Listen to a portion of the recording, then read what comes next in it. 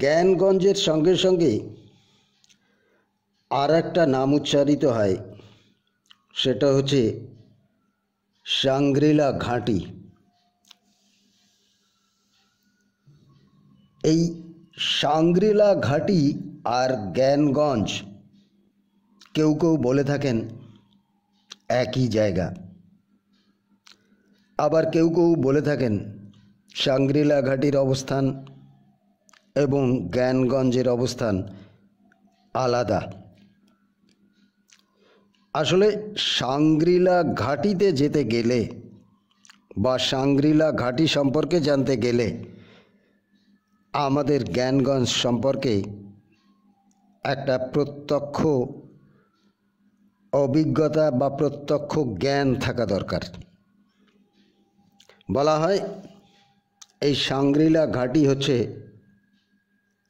তিব্বত ও অরুণাচল সীমান্ত প্রদেশ থেকে শুরু। এই সাংগ্রিলা ঘাঁটি তিব্বত ও অরুণাচল সীমা থেকে শুরু হয়েছে। এটি একটি অগম্য স্থান। এখানে ব্যাপক ভূমিহীনতা অর্থাৎ চতুর্থ আয়াম বা ফোর্থ ডাইমেনশন দ্বারা এই স্থান প্রভাবিত। তাই সাংগ্রিলা ঘাঁটি শুধু অগম্য নয়, এটি রহস্যময়।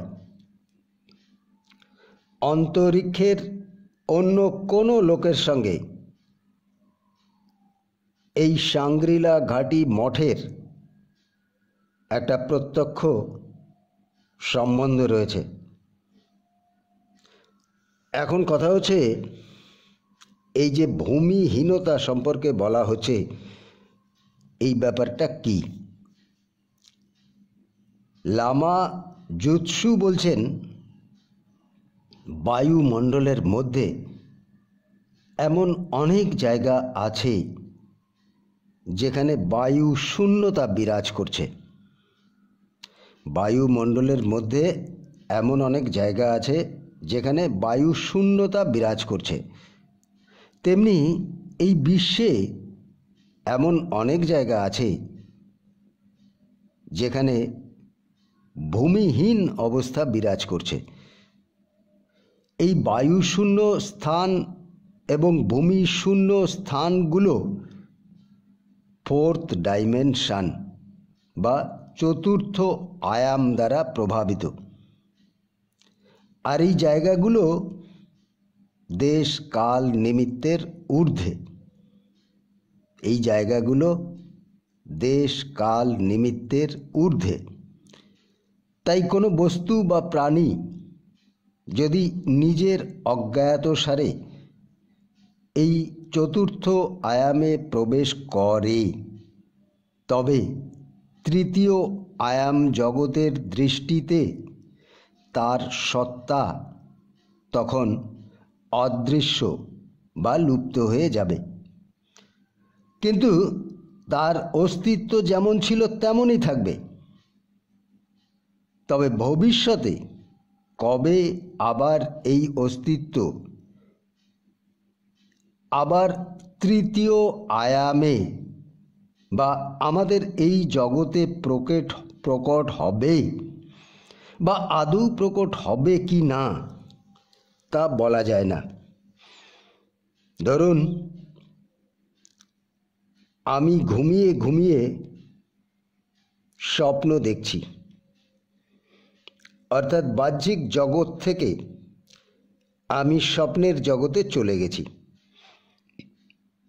এখন এই স্বপ্নের জগৎ থেকে সাধারণত আমরা ফিরে আবার এই বাহ্যিক জগতে বিচরণ করতে পারি। ঠিক তেমনি আমরা এই তৃতীয় আয়ামের জগতে বাস করি।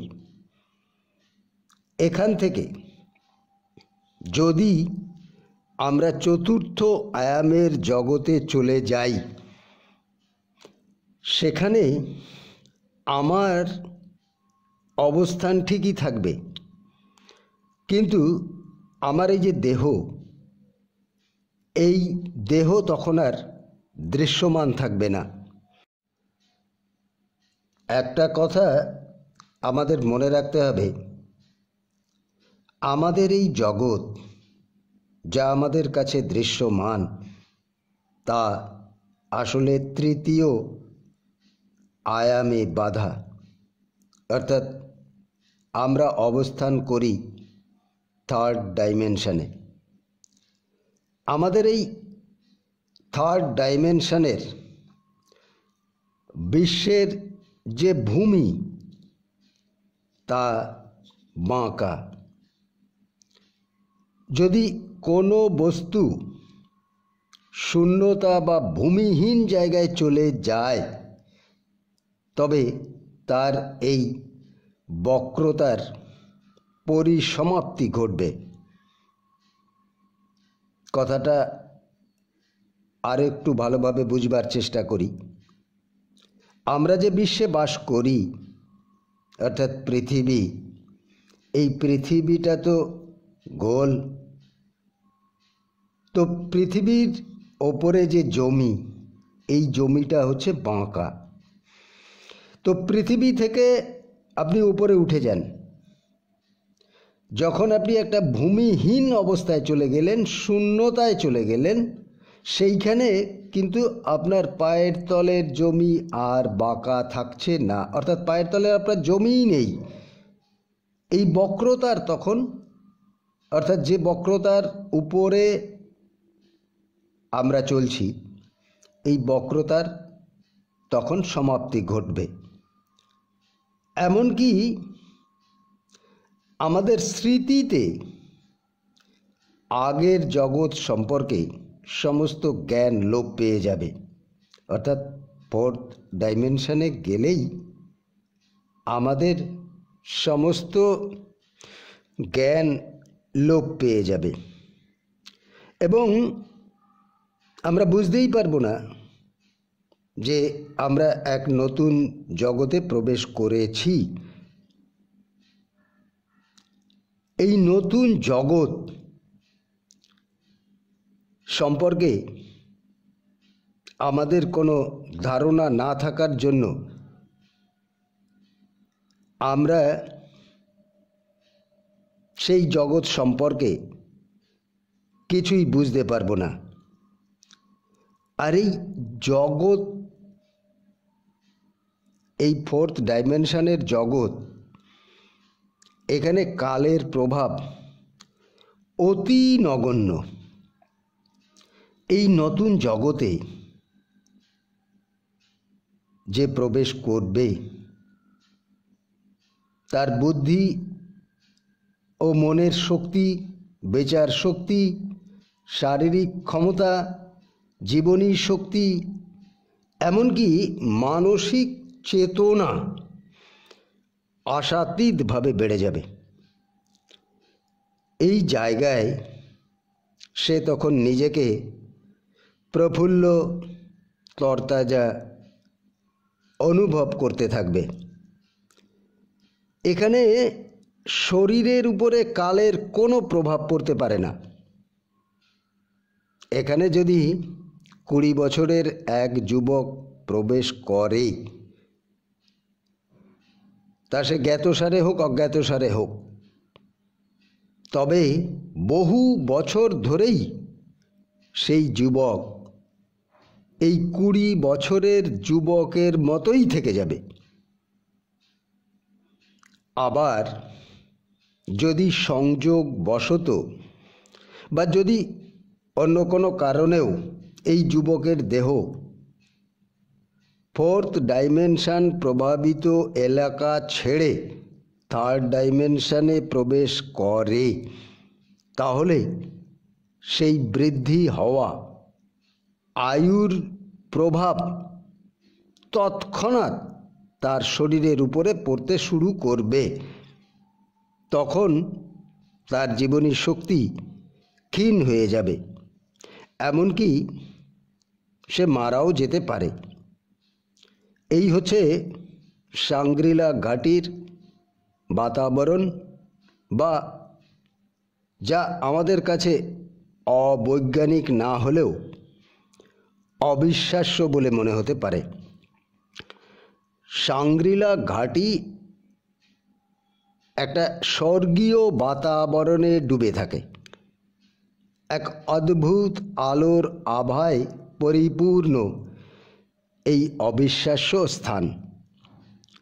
এখানেই অদৃশ্য রূপে অবস্থান করছেন বহু যোগী, এখানেই অদৃশ্য রূপে অবস্থান করছে বহু যোগাশ্রম, সিদ্ধাশ্রম এবং তন্ত্র সাধনার মঠ।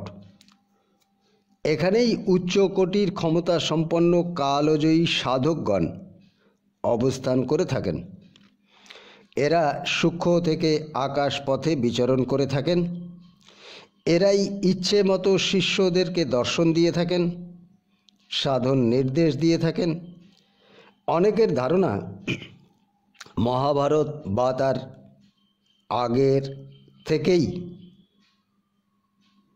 অনেক সাধক এখনও এই জায়গায় থেকে সাধকদের বিভিন্নভাবে সাহায্য করে থাকেন। বলা হয়ে থাকে সত্যিকারের যোগীদের কাছে অসম্ভব বলে কোনো কথা নেই। এইসব যোগী মহাপুরুষ দেবলোকে সরাসরি আসা যাওয়া করে থাকেন।